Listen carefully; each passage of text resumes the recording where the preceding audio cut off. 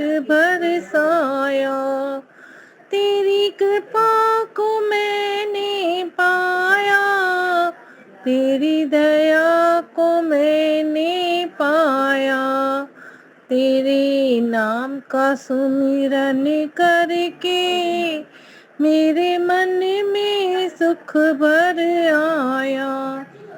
तू संग में था नित मेरे, ये नैना देख न पाए। चंचल माया के रंग में ये नैन रहे उलझाए। जितनी भी बार गिराऊं तूने पग पग मुझे उबारा। जितनी भी बार गिराऊं तूने पग पग मुझे उबारा। तेरी कृपा को मैंने पाया, तेरी दया को मैंने पाया। तेरे नाम का सुमिरन करके मेरे मन में सुख भर आया। भव सागर की लहरों में जब भटकी मेरी नई, छूना भी मुश्किल था। ना दिखे कोई खिवैया, तू लहर बना सागर की मेरी नाव किनारे लाया। तू लहर बना सागर की मेरी नाव किनारे लाया।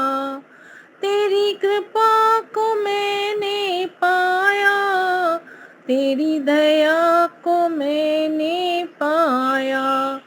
तेरे नाम का सुमिरन करके मेरे मन में सुख भर आया। हर तरफ तुम ही हो मेरे, हर तरफ तेरा उजियारा।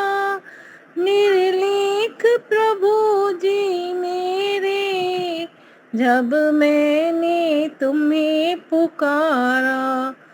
निर्लेख प्रभु जी मेरे, जब मैंने तुम्हें पुकारा। हे नाथ मेरे सिर ऊपर तूने अमृत बरसाया। तेरी कृपा को मैंने पाया, तेरी दया को मैंने पाया। तेरे नाम का सुमिरन करके मेरे मन में सुख भर आया। तेरे नाम का सुमिरन करके मेरे मन में सुख भर आया। धन्यवाद मुन्नी जी। बहुत अच्छा। हाँ जी, अभी छोटा सा भजन ले सकते हैं। राज कृष्ण जी का जन्म दिवस आया, योगी राज कृष्ण जी का जन्म दिवस आया। हमने बड़ी श्रद्धा और प्रेम से मनाया। कृष्ण जी के जन्म की, कृष्ण जी के जन्म की बधाई हो, बधाई हो। हर दिलो दिमाग में सुभार हो, सवार हो। जिंदगी की गंदगी रहे न फिर बताया। हमने बड़ी श्रद्धा और प्रेम से मनाया। याद करो आज उस, याद करो आज उस महान योगी राज को। पाप से अधर्म से बचा दिया समाज को। दुराचारियों को जिसने धूल में मिलाया। हमने बड़ी श्रद्धा और प्रेम से मनाया। हमने बड़ी श्रद्धा और प्रेम से मनाया। ज्ञान के बगैर कर्म, ज्ञान के बगैर कर्म सफल ना हो पाएगा। कर्म के बिना तो ज्ञान भी ठहरा भी ना पाएगा। ज्ञान कर्म उपासना का रास्ता दिखा गया। हमने योगी राज का जन्म दिवस मनाया। हमने बड़ी श्रद्धा और प्रेम से मनाया। योगी राज कृष्ण जी का जन्म दिवस आया। भूल के भी धर्म कर्म, भूल के भी धर्म कर्म से कभी न भागना। रहना है सतर्क भी जागते हुए जागना। अमर गीता ज्ञान सकल विश्व को सुनाया। हमने बड़ी श्रद्धा और प्रेम से मनाया। हमने बड़ी श्रद्धा और प्रेम से मनाया। कृष्ण जी का जन्म दिवस बड़े शौक से मनाएंगे। कृष्ण जी का जन्म दिवस बड़े शौक से मनाएंगे। कृष्ण जी के गीत बार बार गुनगुनाएंगे। कृष्ण जी का प्यार पथिक दिल में है बसाया। हमने बड़ी श्रद्धा और प्रेम से मनाया। योगी राज कृष्ण जी का जन्म दिवस आया। हमने बड़ी श्रद्धा और प्रेम से मनाया। हमने बड़ी श्रद्धा और प्रेम से मनाया। धन्यवाद मुनि जी आपका। आपका भी धन्यवाद। जन्माष्टमी आ रही है तो हम भी मनाएंगे। तो इस प्रकार से हम मनाएंगे कि कम से कम 3 वक्ता, एक 3 वक्ता हो, 15-20 मिनट उनको मिले तो बुधवार को रखेंगे। बुधवार को 3 वक्ता हमारे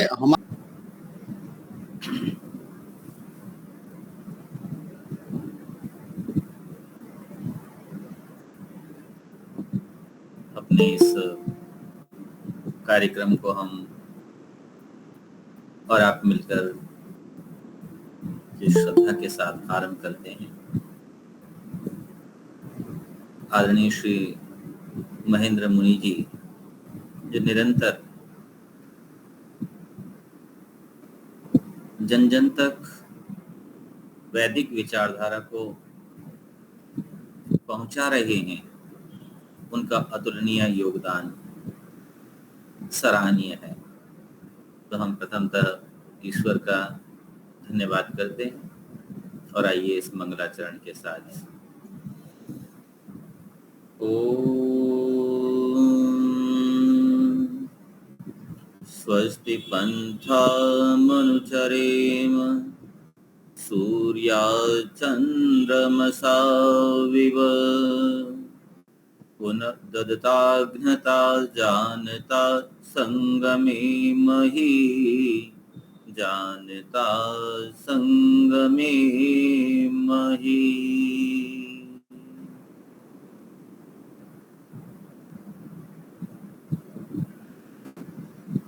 इस प्रज्ञा वेद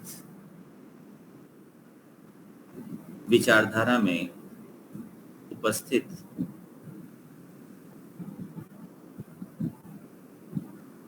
श्री महेंद्र मुनि जी, जिनके संयोजन में यह कार्य चल रहा है, दीपिका पांचाल जी और जितने श्रोता मेरे साथ जुड़े हुए हैं, माताएं, बहनें, आर्य बंधु, मैं उन सबका हृदय से स्वागत करता हूं। इसके साथ ही साथ आप सब बधाई के पात्र हैं कि मुनि जी की एक क्लिक पर आप अपने आप को तैयार रखते हैं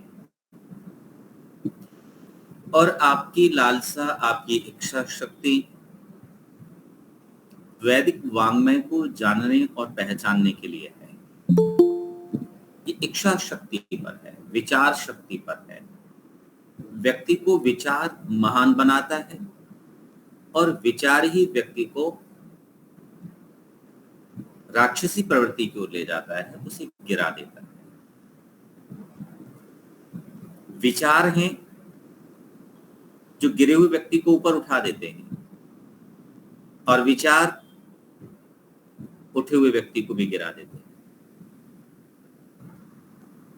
तो ऐसा उपनिषद के अंतर्गत जिस कठोपनिषद की चर्चा लगातार चल रही है, तो वाजश्रवा के मन में सर्वमेध यज्ञ करने का विचार उठा। मैं सर्वमेध यज्ञ करूं।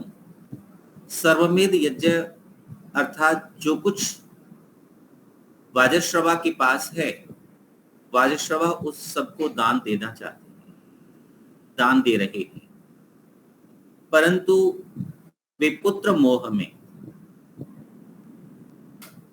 उन गौओं को दान दे रहे हैं जो गौएं चारा नहीं खा सकती हैं, पानी नहीं पी सकती हैं, दूध नहीं दे सकती हैं, जो बच्चों को जन्म नहीं दे सकती, ऐसी बूढ़ी गायों को भी वाजश्रवा दान कर रहे हैं।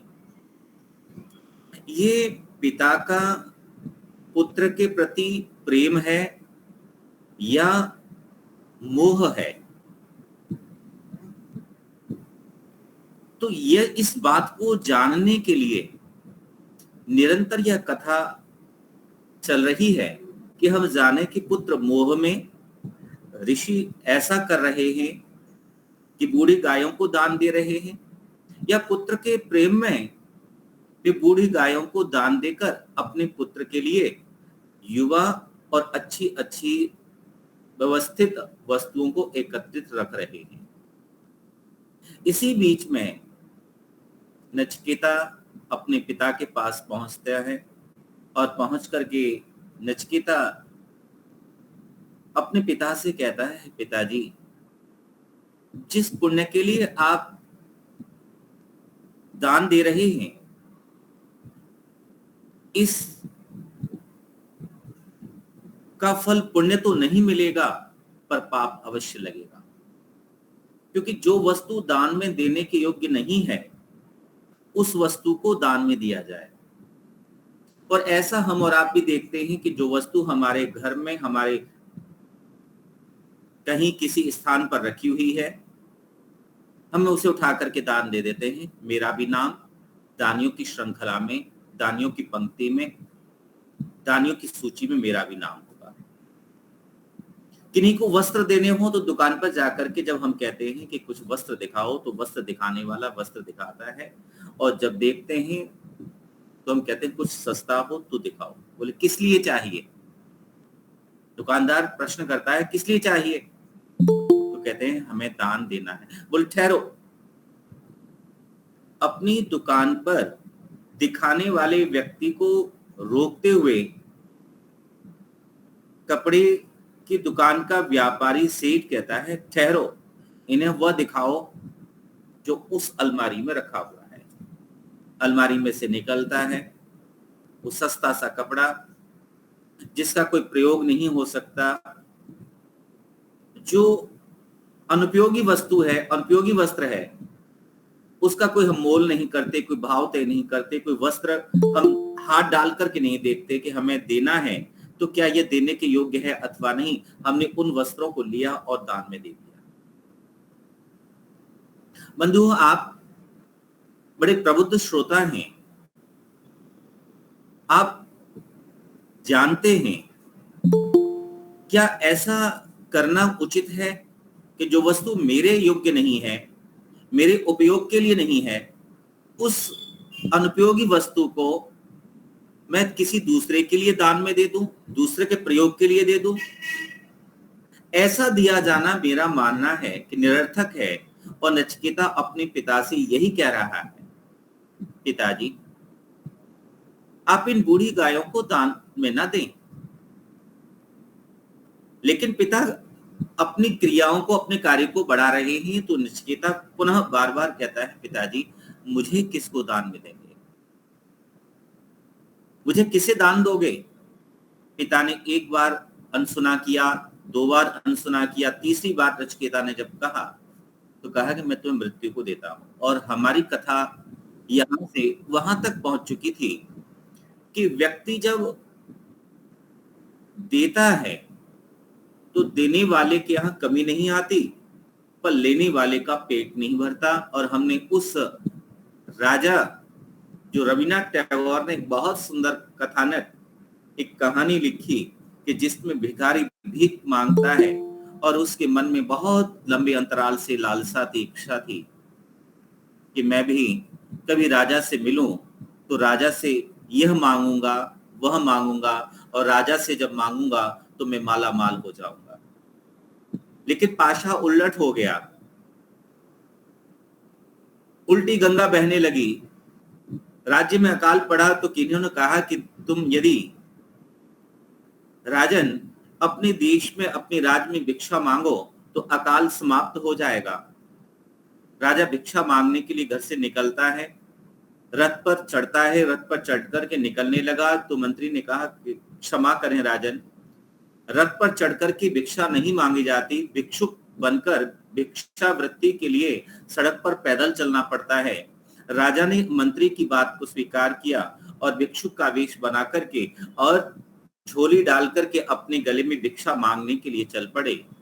शर्त यह थी कि जो पहला व्यक्ति मिलेगा उसी से भिक्षा मांगनी है।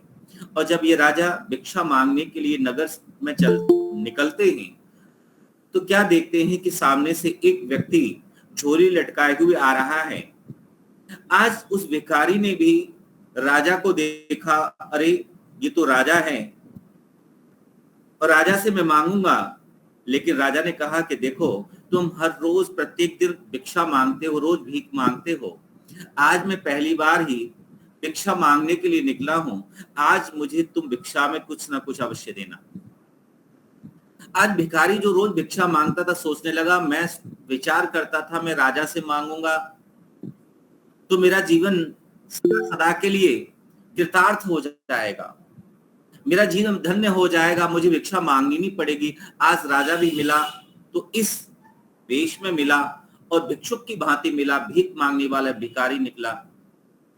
राजा ने जैसे ही मांगने के लिए भिक्षुक के सामने अपनी झोली फैलाई, अभी भिखारी जो रोज प्रतिदिन भिक्षा मांगता था, जो लेता है उसे देने की आदत नहीं होती बंधुओं, वह केवल लेना जानता है, देना नहीं जानता। और ये भिखारी क्या कर रहा है कि भिखारी भीख मांगने के लिए घर से निकला है तो आप सब जानते हैं जो भिखारी लोग होते हैं उनकी भीख के कटोरे को देखा होगा, उसमें 1-2 सिक्के डाल लेते हैं और उस कटोरे को हिलाते हैं जिससे लगे उन्हें भिक्षा मिली है। आज ये भी अपने घर से निकला तो 4 चने के दाने अपनी झोली में डाल लिए। राजा को 4 चने के दानों में से एक दाना निकाल करके बड़ी ही मुश्किल से उनकी झोली में डालता है और ये पूरे दिन भिक्षा मांगने के बाद जब कहते हैं घर लौटा तो घर लौट करके भिक्षुक की गृहिणी ने पूछा कि आज तो बहुत शाम हो गई और बहुत लेट आए हैं। ये भिखारी मायूस था, परेशान था। बोले आप परेशान थके हुए लग रहे हैं, आप रुकिए, आप पहले जल पान कर ले। और एक तरफ वो भिक्षा जिस झोली में मांगी गई थी आज वो कुछ ज्यादा बड़ी थी। आज भिखारिन कहने लगी आज तो लगता है कि अन्य दिनों की अपेक्षा कुछ अत्यधिक भिक्षा मिली है। ये भिखारी अपनी कुछ बातों को कहता है लेकिन इतनी देर में भिखारी की पत्नी उस झोली को पलट देती है। जैसे ही जमीन पर सामान बिखर जाता है, बिखरता हुआ एक दाना दूर से कहीं चमकता हुआ जा रहा था। भिखारिन के बच्चे और भिखारी जो थे वे उस दाने को देखते हैं। बच्चे कहते हैं पिताजी देखो देखो ये कौन सी चमकीली वस्तु है, आज क्या लेकर के आए हैं। पत्नी ने उस हाथ में पकड़ा और पकड़ करके पति को दिखाया, देखना। अब ये भिखारी उस चने के दाने को देख करके वो रोता है और रोते हुए कहता है कि आज मेरे सामने राजा आया और मैंने एक ही चने का दाना दिया था और देखो आज सोने का बनकर। बंधुओं, मेरी माताओं, कहानी कथानक ये केवल समझाने के लिए होते हैं, अर्थात देने की वृत्ति बने, लालसा अपने लिए न जागे, अभी दूसरों की इच्छा शक्ति पूरी करने की व्यवस्था मन में हो। तो इस प्रकार से जब उस चने के दाने को देखा और भिखारी कहता है कि मैंने तो आज ही एक दाना दिया था, उसके बदले में मुझे सोने का दाना मिला, यदि 4 चने के दाने मैं दे देता तो चारों चने के दाने सोने के मेरे हो जाते। बंधु और माताओं, देने वाले का घटता नहीं है और लेने वाले का भरता नहीं है। परमात्मा से भी मांगना हो तो इस संसार को देना सीखो, क्योंकि दया करोगे तो परमात्मा दया करेगा, क्योंकि परमात्मा दयालु है, परमात्मा कृपालु है। जब परमात्मा दयालु और कृपालु है, जब उन ईश्वर को हम कहते हैं अब सौंप दिया इस जीवन का सब भार तुम्हारे हाथों में, जब हम ईश्वर को अपना जीवन सौंप देते हैं तो जिसको हमने सौंपा है क्या वह हमें नहीं संभालेगा? जो दुनिया को संभाल रहा है, जो रात में बैठे डाल पर पक्षी को सोने पर भी संभाल लेता है, तो हम और आप तो मनुष्य हैं। जो रात को भूखा नहीं सोने देता तो दिन के उजाले में भूखा कैसे रहने देगा? जब दांत नहीं थे तब दूध दिया था और जब दांत आए तो अन्न भी दिया है। आगे की व्यवस्था, आगे की सुधि तो परमात्मा लेगा, लेकिन उस ईश्वर पर, भगवान पर हमारा विश्वास हो। संसार में मोह वह बंधन है जो व्यक्ति को नीचे से ऊपर की ओर नहीं उठने देता, अर्थात दुख से सुख की ओर नहीं जाने देता। मोह में पड़कर, मोह में जकड़कर व्यक्ति अपनी अस्तित्व और व्यक्तित्व को खो देता है। जो प्राप्त करना है वह अप्राप्त हो जाता है मोह में, ममता में। वह इसलिए कि वह अपने लिए विचार करता है, अपनों के लिए सोचता है। और हमारी भारतीय संस्कृति, हमारी वेदों की परंपरा, उपनिषद हमारे जीवन में जो हमारी भारतीय संस्कृति की धरोहर है, वह ऐसी धरोहर है जो हमें बचपन से माँ घुट्टी में पिलाते पिलाते गाया करती थी, कहा करती थी, ये संसार तुम्हारा घर है, ये संसार तुम्हारे लिए वसुधा है, इस पृथ्वी पर रहने वाले लोग तुम्हारे भाई बहन हैं, और भाई बहनों को कैसे भोजन करना चाहिए हम और आपको सीखने की आवश्यकता नहीं है, पर सिखाने की है कि हम मिल बांट करके खाएं। इसलिए हमारे यहाँ कहा गया संस्कृति में, केवलागो भवति केवलादि, जो अकेला खाता है वह पाप खाता है। क्यों कहा गया कि अकेला खाने वाला पापी होता है? वह इसलिए कहा गया कि हमारे यहाँ यदि मैं अकेला अपने घर में, अपने परिवार में अकेला खाता हूं और दूसरे मुझे खाता हुआ देखकर अप्रसन्न होते हैं, उनकी इच्छा होती है, भूखे हैं, हमें भी मिले, तो बंधुओं पेट नहीं भरता, इच्छाएं पूरी नहीं होती, मन नहीं भरता। मन भर के जियो, मन को मत भरो। और वाजश्रवा आज वही कार्य कर रहे हैं, तो पुत्र नचिकेता अपने पिता को रोक देता है। ठहरो पिताजी, आप ये क्या कर रहे हैं? पुत्र मोह में आप जो दान दे रहे हैं वो अपकीर्ति का कारण बनेगा, इससे यश की प्राप्ति नहीं होगी, इससे कीर्ति की वृद्धि नहीं होगी। आप अपकीर्ति के लिए आप ऐसा दान दे रहे हैं।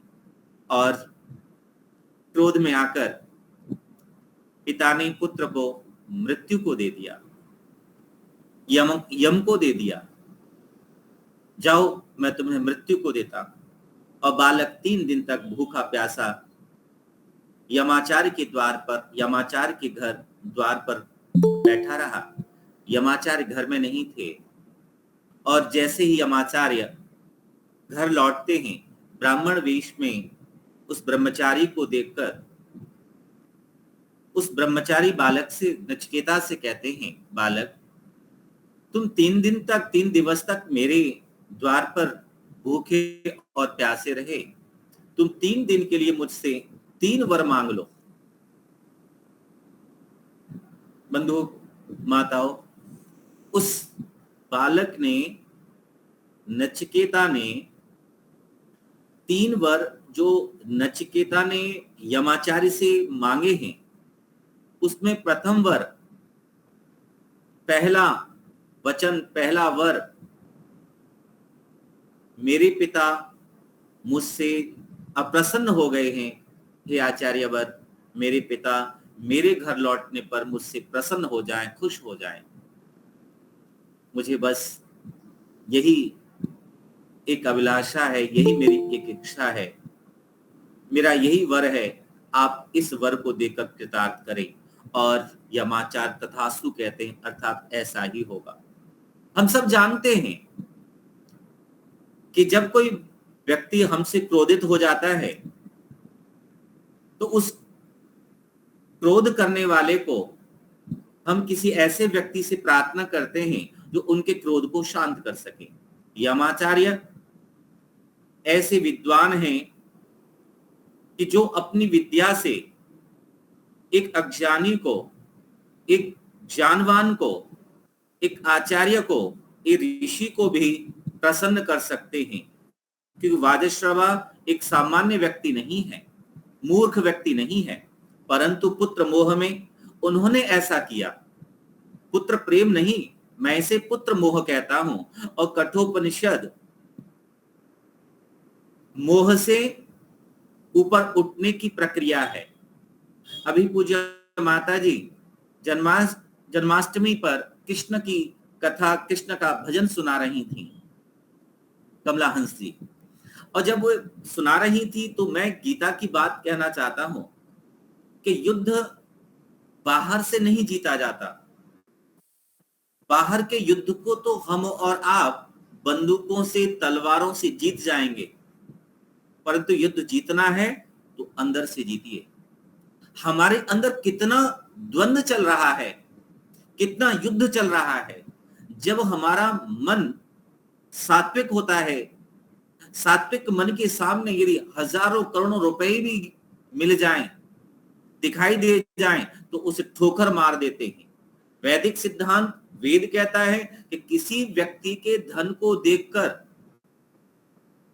तुम लालच मत करो, गिद्ध की दृष्टि से मत देखो, लालची वृत्ति से मत देखो, अपितु दूसरे के धन को कैसा समझो, लोष्ठवत, अर्थात मिट्टी के ढेले के समान। और हम उस समय ऐसे ही होते हैं, हमें वो लाखों करोड़ों रुपए तुच्छ से लगते हैं। और जब मन सात्विक नहीं होता, तामसिक होता है, तो चम्मच को भी उठा करके जेब में रख लेते हैं और सत्संग में जाकर के अपनी टूटी चप्पल छोड़कर हम दूसरे की चप्पलों को अपनी पैरों में पहनकर घर चले आते हैं, चोरी भी कर लेते हैं। ऐसे भी लोग होते हैं। कब होते हैं? जब तामसिक मन होता है। सात्विक व्यक्ति चोरी नहीं करता, सात्विक व्यक्ति कभी गलत कार्य नहीं करता, दूसरों को सताता नहीं है। वह स्वयं सताया हुआ हो सकता है पर दूसरों को सताता नहीं है, दुख नहीं देता, सुखी होना चाहता है और सुखी देखना चाहता है। इसलिए वसुधैव कुटुंबकम की भावना मैंने पहले से आपको निवेदन किया था कि हमारी माँ घुट्टी में बच्चे को पिला देती है। तो यहाँ वाजश्रवा जो कार्य कर रहे हैं, उस पुत्र मोह से ऊपर उठने की बात पुत्र ने कही तो पिता को क्रोध आ गया। और इधर मैं आपसे तीसरी बात कह रहा था कि व्यक्ति क्या करता है कि पुत्र मोह के कारण वह अपनी संपत्ति को, अपनी पूंजी को, अपने धन को एकत्रित करता है।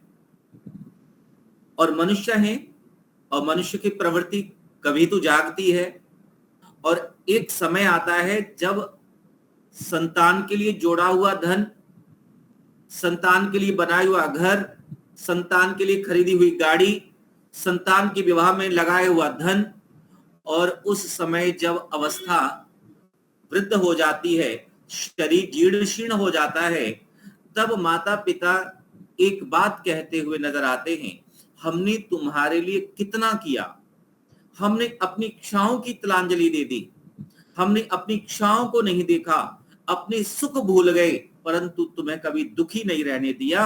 हम नहीं खा सके थे पर तुम्हें खिलाया, हम जानते थे कि तुम्हारा भविष्य कैसे बनेगा, हमने तुम्हारे भविष्य के लिए हमने निधि एकत्रित की। किस लिए? पुत्र प्रेम में, संतान के प्रेम में, या संतान के मोह में? ये मोह था, मोह भंग हुआ तो पता चला कि प्रेम क्या है। यदि प्रेम ही है तो मैं कहूं कि पिता और माँ की तरह प्रेम सीखो, कि माँ जब रसोई घर में भोजन तैयार करती है और भोजन तैयार करने के बाद भोजन कराती है और भोजन खिलाते खिलाते जब वो अपनी पति से, अपने ससुर से, अपनी सासू माँ से, अपने पुत्र से, अपनी पुत्री से जब पूछती है कि एक चपाती और खा लो, और जब थाली में हाथ यूं आ जाते हैं तो कहती है क्या आज सब्जी अच्छी नहीं लगी? तब हम और आप विचार करना, उस स्थिति में ले चलना, तब हम और आप क्या बोलते हैं? नहीं, आज सब्जी बहुत अच्छी है, बहुत सुस्वादु है।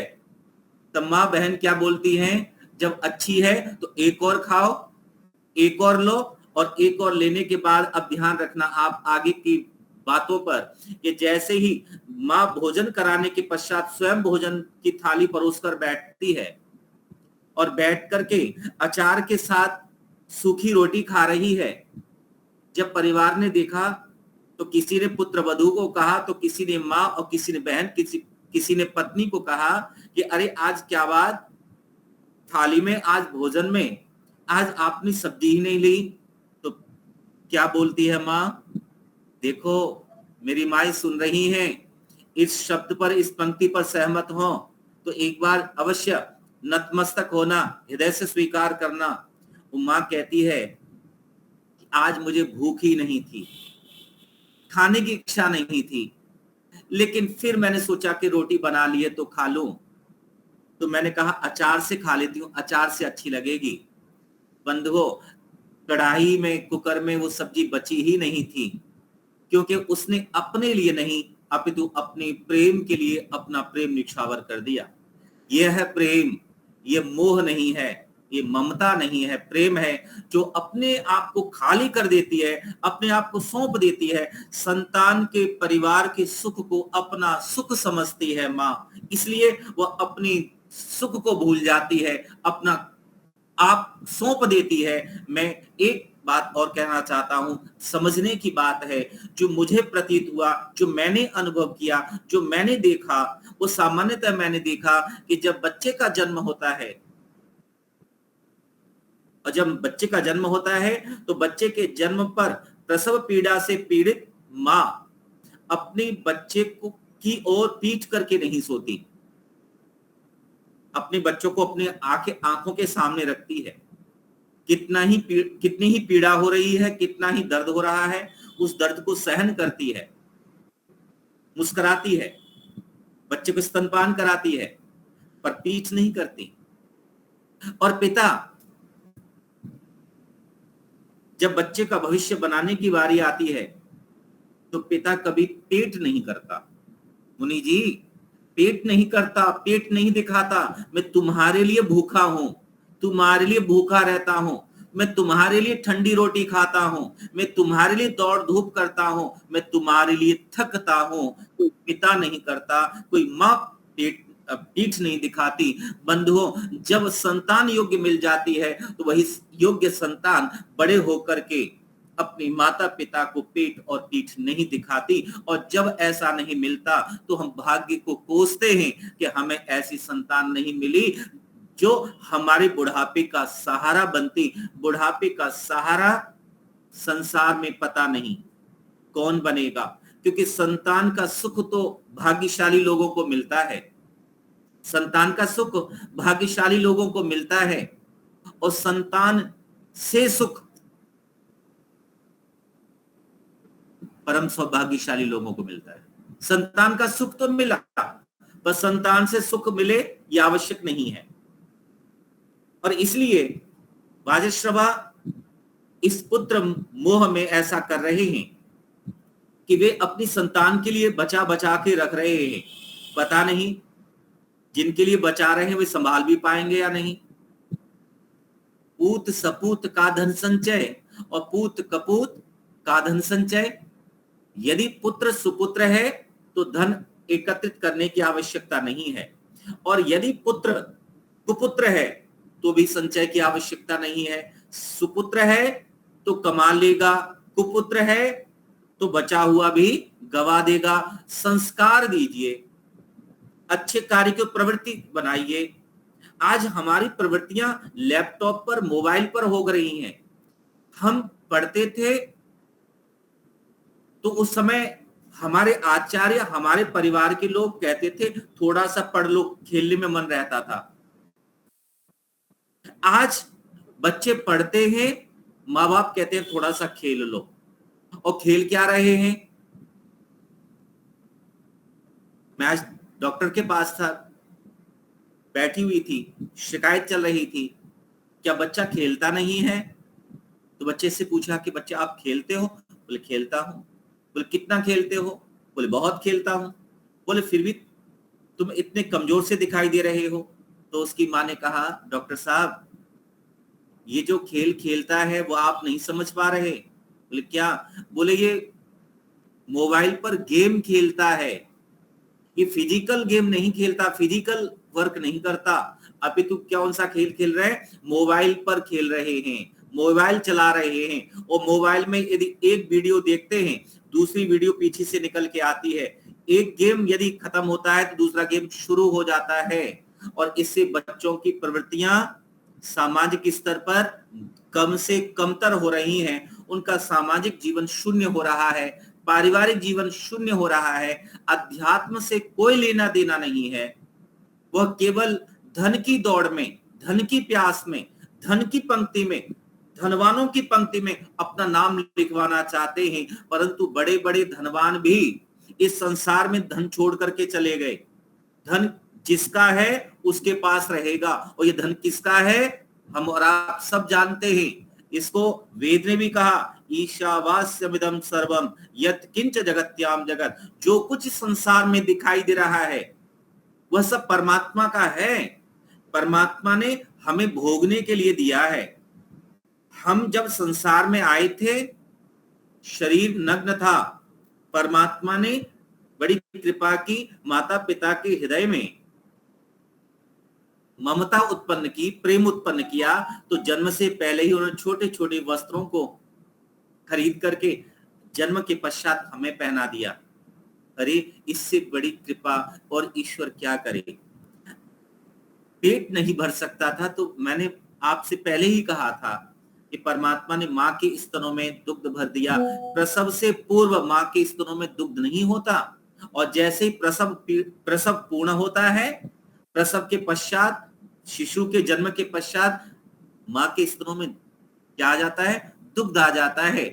वो किसकी व्यवस्था है? किसने व्यवस्था बनाई? किसने दी? हम तो संसार में मोह करते हैं, ममता में रहते हैं और हम फंसे रहते हैं। यदि ममता को दरकिनार करना हो, ममत्व को छोड़ना हो, तो मैं ये कह सकता हूं कि मैं और आप जब तक ज्ञान नहीं होगा, सत्य का दर्शन नहीं होगा, तब तक इस मोह से ऊपर नहीं उठ सकते, इस अज्ञान से ज्ञान की ओर नहीं बढ़ सकते, अंधकार से प्रकाश की ओर नहीं पहुंच सकते। यह प्रकाश तब मिलता है जब हम अंधकार से ऊपर उठने की इच्छा रखते हैं। मोह या कहूं ममता, ये केवल हम मनुष्यों में ही नहीं है, पशुओं में भी है और पक्षियों में भी है। और मैं इसलिए कह रहा हूं कि आंखों से आपने देखा होगा, मैं वही बात उदाहरण के रूप में रखता हूं, उन्हीं प्रसंगों को सामने रखता हूं जो हम और आप दैनिक जीवन में देखते हैं। एक रिक्शे में बैठा हुआ व्यक्ति अपनी गोद में गाय के बछड़े को, गाय के बच्चे को गोद में लिए बैठा था, और गाय रिक्शे के पीछे पीछे चल रही थी। उसके गर्दन में कोई रस्सी नहीं, कोई सांकल नहीं, कोई बंधन नहीं।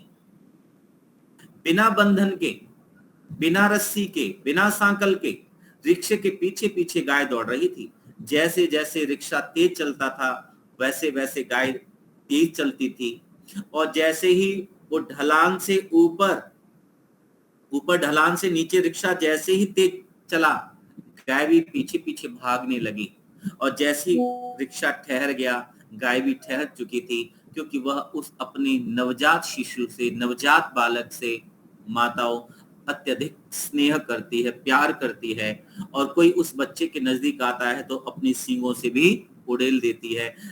उधर पशु और पक्षियों में भी मोह पाया जाता है, लेकिन एक समय के पश्चात वह मोह के बंधन टूट जाते हैं, मोह छूट जाता है। वही गाय जो अपने नवजात शिशु के मोह में रिक्शे के पीछे भाग रही थी, यदि 6, 7, 8 महीने का वही बछड़ा, वही बछड़ी जब गाय का शिशु बड़ा होकर एक ही स्थान पर चारा खाता है, तो गाय क्या करती है? अपने ही सींगों से, अपने ही सिर से अपने बछड़े को उड़ेल देती है, अलग कर देती है और उस चारे को उसके सामने जाकर के मुंह से खा लेती है।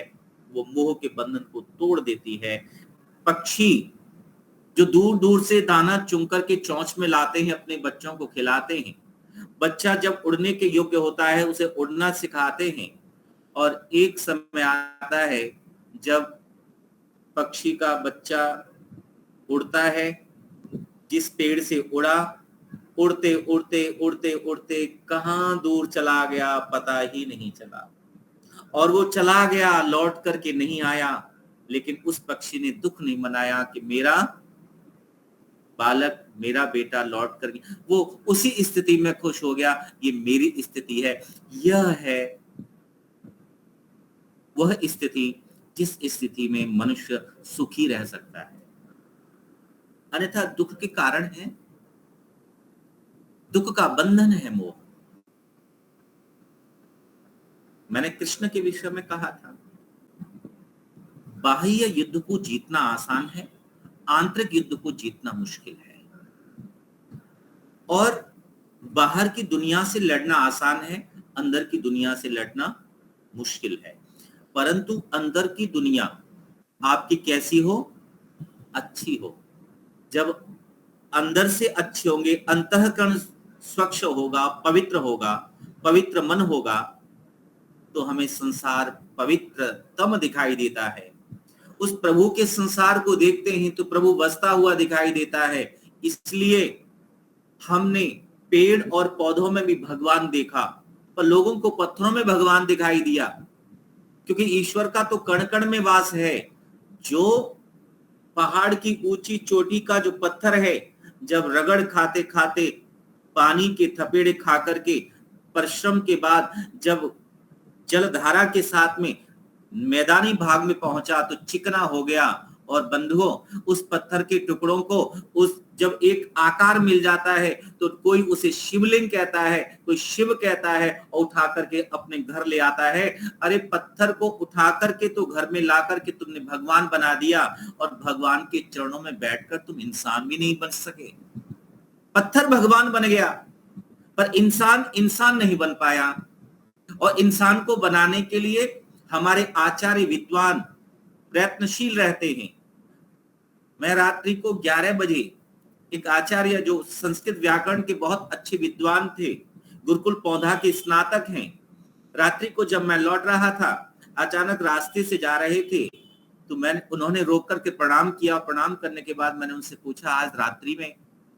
कहने लगे, भोजन के लिए जा रहा था। मैंने कहा, भोजन इस समय? तो बोले, हाँ मैं पढ़ रहा था, भोजन नहीं बना पाया, भोजन नहीं कर पाया तो जा रहा था। तो मैंने कहा, आप चिंता न करें, पर एक बात आपसे निवेदन करनी है। बोले, क्या? मैंने, आप रूखा सूखा खाना चाहते हैं तो रूखा सूखा मैं भी अब भोजन करूंगा, बाहर से लौटा हूं, तो आप चलिए।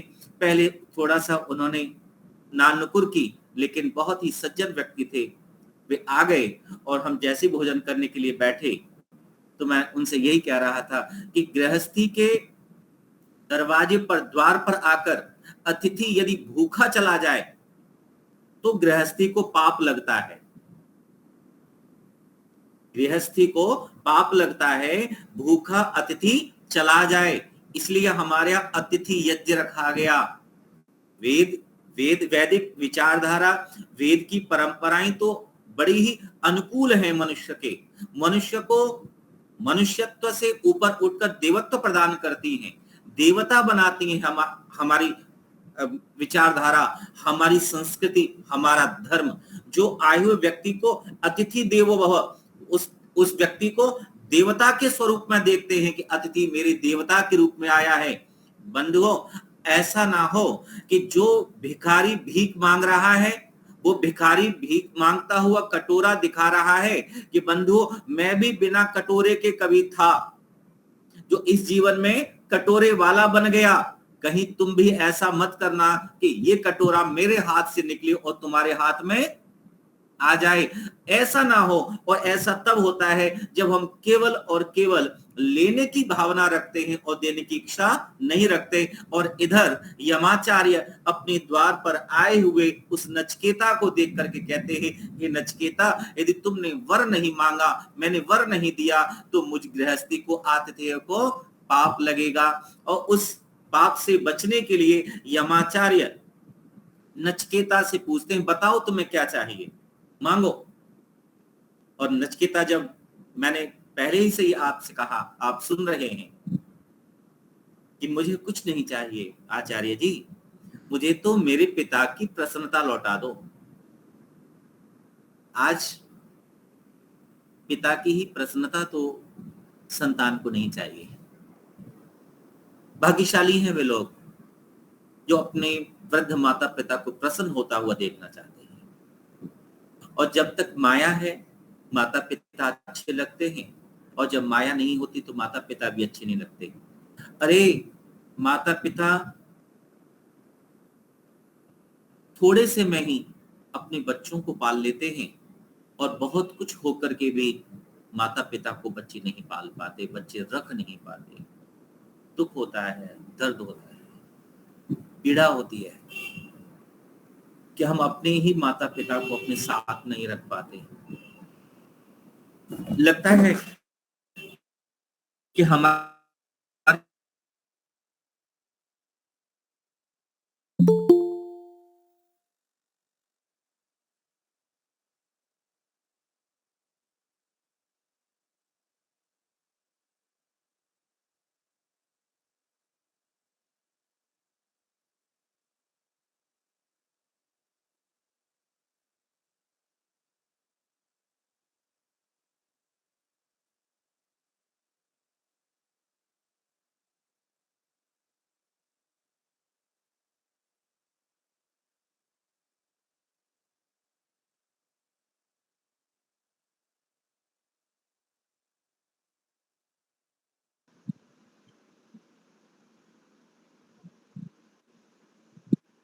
क्या इंटरनेट चला गया या तो कोई फोन आ गया आकस्मिक?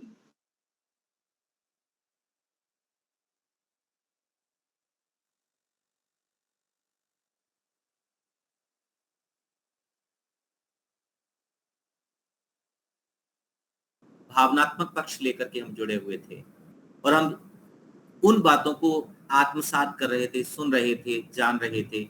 लगता था हम जीवन ऐसा जी रहे हैं। इसलिए कठोपनिषद का ऋषि